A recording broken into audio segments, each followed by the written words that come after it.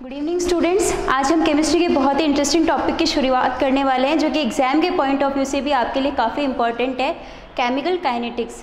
Kinetics जैसे कि नाम से ही इंडिकेट हो रहा है कि काइनेटिक्स मीन्स मोशन, यानी कि रिएक्शंस में होने वाले कुछ मोशन जो चेंज हो रहे हैं उनकी स्पीड के बारे में हम चर्चा करेंगे। स्टूडेंट्स, कोई भी केमिकल रिएक्शन होती है उसमें रिएक्टेंट से प्रोडक्ट का फॉर्मेशन होगा या नहीं, ये सब पता चलता है हमें थर्मोडायनेमिक्स से कि अगर वो पर्टिकुलर रिएक्शन स्पॉन्टेनियस है तो प्रोडक्ट का फॉर्मेशन होगा, अदरवाइज नहीं।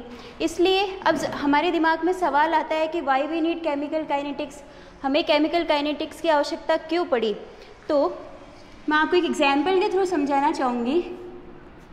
हमने एक हाइपोथेटिकल रिएक्शन लिया, A+B गिव्स C+D। ओके, तो इस केमिकल रिएक्शन में रिएक्टेंट से प्रोडक्ट का फॉर्मेशन होगा या नहीं, ये हम इसकी स्पॉन्टेनिटी से चेक करते हैं, जो कि हम थर्मोडायनेमिक्स में पढ़ते हैं कि अगर इस रिएक्शन के लिए delta G is less than 0 है तो यह रिएक्शन क्या होगी, स्पॉन्टेनियस। मीन्स यह रिएक्शन फिजिबल होगी, इस रिएक्शन में रिएक्टेंट से प्रोडक्ट का फॉर्मेशन होगा। अब हमें थर्मोडायनेमिक्स से और स्पॉन्टेनिटी से यह तो पता चल जाता है कि इस रिएक्शन में रिएक्टेंट से प्रोडक्ट का फॉर्मेशन होगा या नहीं होगा, लेकिन इस रिएक्शन में रिएक्टेंट से प्रोडक्ट का फॉर्मेशन किस स्पीड से होगा, किस स्पीड से रिएक्टेंट्स की कंसंट्रेशन डिक्रीज होंगी और किस स्पीड से प्रोडक्ट की कंसंट्रेशन इंक्रीज होंगी टाइम के साथ, इन सब की चर्चा की जाती है केमिकल काइनेटिक्स में।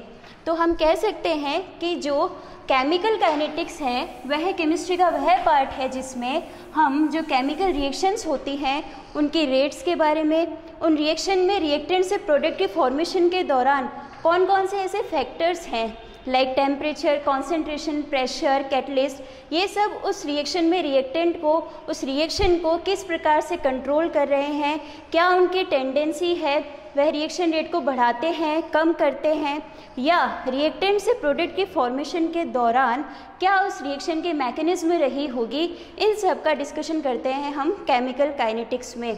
So we can define it as chemical kinetics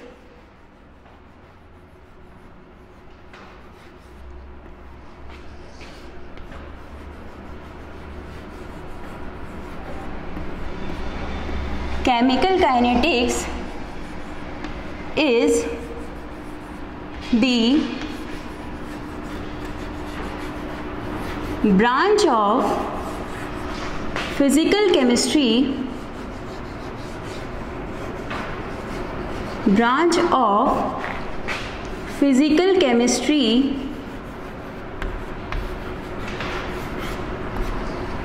which deals with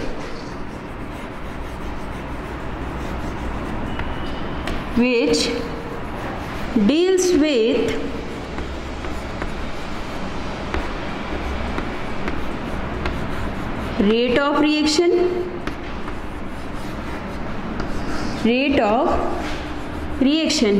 means किसी रिएक्शन में टाइम के साथ रिएक्टेंट की कंसंट्रेशन में क्या डिक्रीज हुआ है और उसी रिएक्शन में टाइम के साथ प्रोडक्ट की कंसंट्रेशन में कितना इंक्रीज हुआ है, ये सब हम पढ़ते हैं रेट ऑफ रिएक्शन में। Next one is factors. ऐसे कौन से फैक्टर्स हैं, कौन से पैरामीटर्स हैं जो कि रिएक्शन के रेट को अफेक्ट करते हैं, कंट्रोल करते हैं। Factors affecting rate of reaction.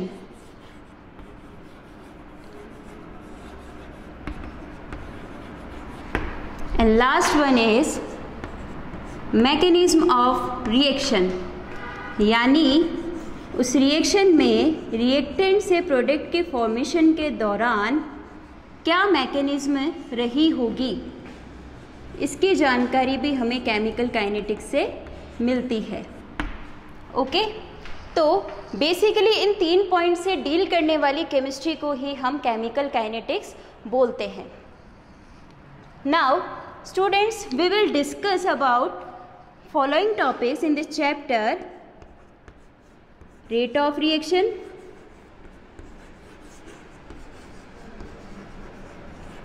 rate of reaction, it can be written as ROR. Next, factors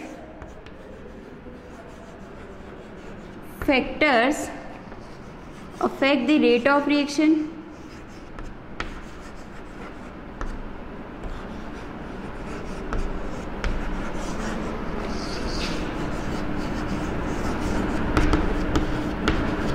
factors like temperature किस प्रकार से रिएक्शन को कंट्रोल कर रहा है, concentration,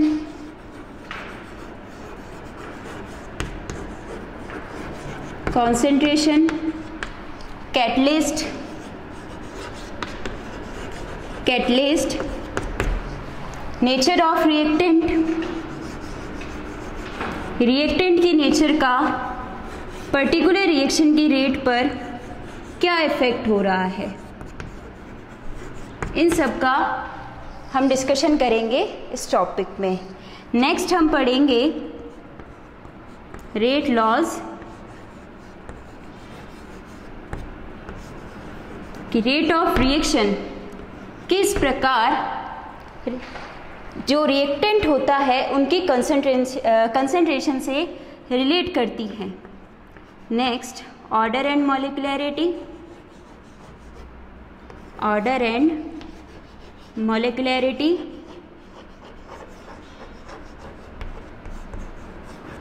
and at last we will read about collision theory.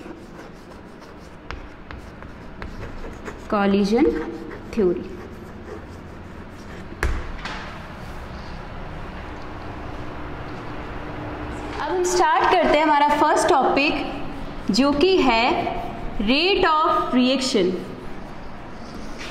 Rate of reaction पढ़ने से पहले हमें पता होना चाहिए कि रेट क्या होती है। Rate, what is rate? अगर कोई भी क्वांटिटी है उसमें टाइम के रेस्पेक्ट में जो चेंजेस हो रहे हैं उसे मैं रेट बोलूँगी। तो change in any quantity,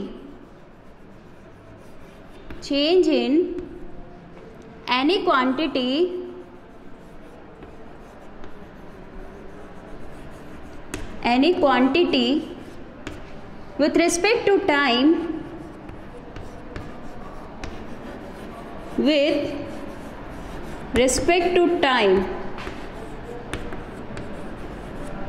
known as rate।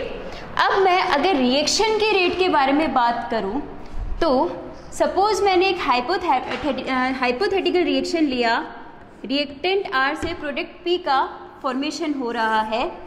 तो इस रिएक्शन में क्या होगा, रिएक्शन की स्पीड के बारे में हम बात करेंगे। रेट मीन्स स्पीड के बारे में जब हम बात करेंगे तो जो रिएक्टेंट R है, अब किसी रिएक्शन में टाइम के रेस्पेक्ट में क्या चेंजेस होंगे। अगर हम इस रिएक्शन की रेट्स की बात करें, rate means change in any quantity with respect to time.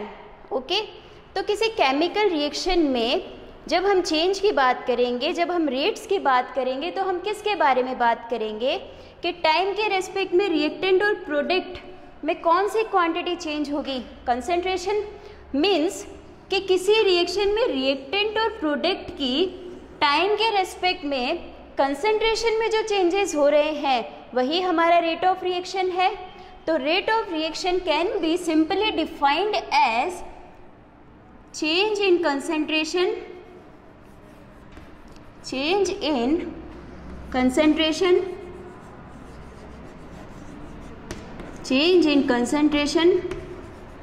of reactant, और अगर मैं प्रोडक्ट के रेफरेंस में बात करूं तो change in concentration of product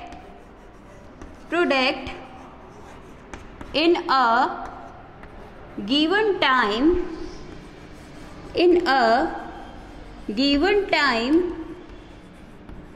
is known as is known as rate of reaction. Rate of reaction, ROR. Okay, तो जो हमारा रेट ऑफ रिएक्शन है ROR है, उसको हम सिंपली अगर एक्सप्रेस करना चाहें तो किस प्रकार से करेंगे कि change in concentration of reactant और product upon time taken for change. Means एक पर्टिकुलर टाइम पीरियड में, एक फाइनाइट टाइम में रिएक्टेंट और प्रोडक्ट के कंसंट्रेशन में जो चेंजेस हो रहे हैं वही रेट ऑफ रिएक्शन होता है। अब बात आती है कि नेचर में होने वाली और लेबोरेटरीज में होने वाली क्या सभी रिएक्शंस के रेट्स को हम डिटरमाइन कर सकते हैं? नहीं, क्योंकि उन रिएक्शंस में होने वाली कुछ रिएक्शन इतनी फास्ट स्पीड से होती हैं कि उनकी जो रेट्स होती हैं उनको हम डिटरमाइन नहीं कर पाते हैं, उनका कोई सिग्निफिकेंस नहीं होता है। वही कुछ रिएक्शंस इतना स्लो स्पीड से होती हैं कि उनकी रेट्स को मेज़र करने के लिए लेबोरेटरीज़ में इतना लंबा टाइम दे पाना पॉसिबल नहीं हो पाता है। वही तीसरी और कुछ रिएक्शंस मॉडरेट स्पीड से होती हैं, जो ना कि बहुत ज़्यादा फास्ट स्पीड से होती है, ना ही बहुत ज़्यादा स्लो स्पीड से होती हैं। वह एक ऑप्टिमम टाइम में कंप्लीट होती हैं, उन्हें एक फाइनाइट टाइम पीरियड की ज़रूरत होती है। तो इन्हीं रिएक्शंस की चर्चा हम इस टॉपिक में करेंगे। तो on the basis of speed, next हम करेंगे on the basis of speed, on the basis of speed या रेट कह लीजिए, on the basis of rate reactions can be classified in three parts. Can be classified in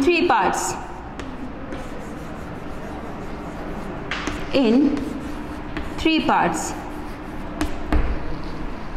First is very fast reaction. Very fast reaction.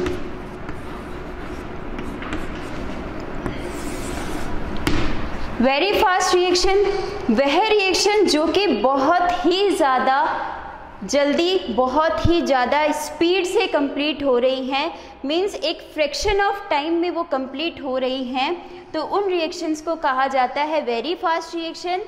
तो मैं कह सकती हूँ कि those reactions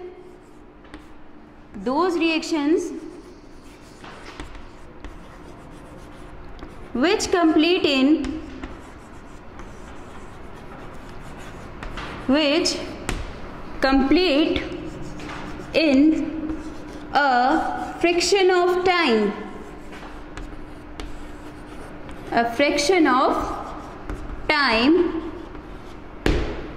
known as very fast reaction। अब हम इसके एक एग्जाम्पल की बात करेंगे, जैसे कि आयनिक रिएक्शंस जो होती हैं, आयनिक रिएक्शंस,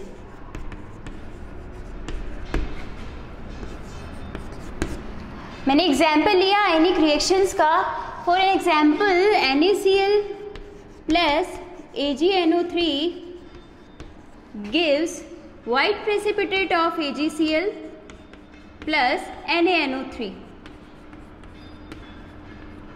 तो इस रिएक्शन में हम क्या देखते हैं कि जो हमारा NaCl है वह भी आयनिक कंपाउंड है और AgNO3 भी आयनिक कंपाउंड है। तो जब इनकी रिएक्शन करवाई जाती है तो क्या होता है, जो NaCl आयनिक कंपाउंड है, हालांकि ये आयनिक कंपाउंड है, आयंस इसमें फोर्स ऑफ अट्रैक्शन के थ्रू बॉन्डेड है, लेकिन जब इसको AgNO3 में डिसॉल्व किया जाता है तो यह रैपिडली रिएक्शन करके प्रोडक्ट फॉर्मेशन कर देते हैं। और इस दौरान इनकी रेट्स इतनी हाई होती हैं कि इनका रेट ऑफ रिएक्शन का प्रैक्टिकल डिटर्मिनेशन पॉसिबल नहीं हो पाता है। सेकंड है वेरी स्लो रिएक्शन।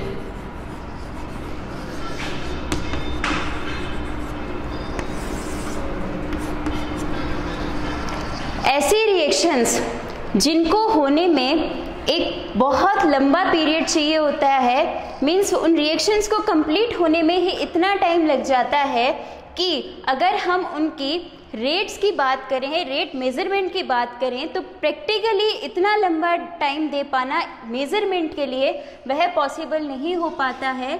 तो इनके लिए हम लिखते हैं कि those reactions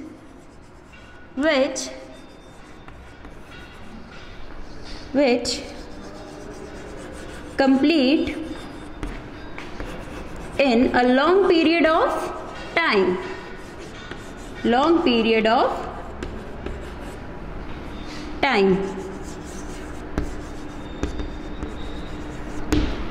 For an example, rusting on iron, लोहे पर जंग लगना,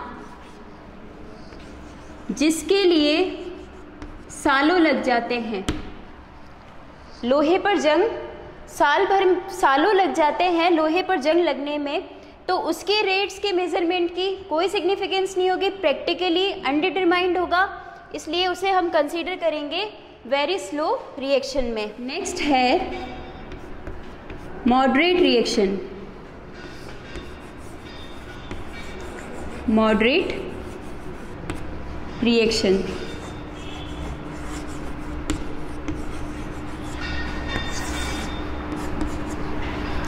वे रिएक्शंस जो ना तो बहुत तेज गति से हैं ना ही बहुत स्लो स्पीड से हैं, उन रिएक्शंस को हम मॉडरेट रिएक्शंस में कंसीडर करते हैं, जो कि कंप्लीट होती हैं एक फाइनाइट टाइम में।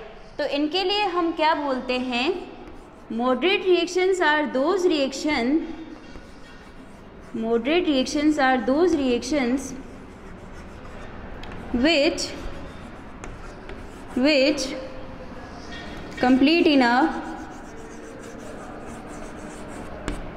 which complete in a finite time. Okay, for an example, जितनी भी हमारी मॉलिक्यूलर रिएक्शंस हैं वह सब मॉडरेट रिएक्शन के अंडर आती हैं। All molecular reactions are considered as moderate reactions. Okay, एक एग्जाम्पल हम लेंगे, N2 + 3H2 gives 2NH3। तो N2 क्या है? Covalent molecule, N triple bond N, and thrice of H2 H single bond H, और यहाँ क्या है? Twice of ammonia HNH। Okay, तो यहाँ क्या होगा? कोवेलेंट बॉन्ड टूटेगा, हाइड्रोजन में भी सिंगल बॉन्ड टूटेगा, और अमोनिया में नाइट्रोजन व हाइड्रोजन के बीच में बॉन्ड फॉर्मेशन होगा। तो रिएक्टेंट्स में बॉन्ड ब्रेकिंग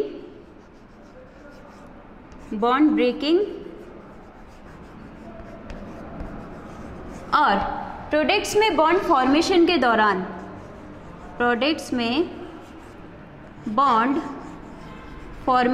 दौरान एक फाइनाइट टाइम की ज़रूरत होगी। एक फाइनाइट टाइम में यह प्रोसीजर पूरा होगा। इस वजह से इस रिएक्शन की या इन रिएक्शंस की जो रेट्स हैं वो हम प्रैक्टिकली कैलकुलेट कर सकते हैं। तो हम इस चैप्टर में इन्हीं रिएक्शंस के बारे में डिस्कशन करें।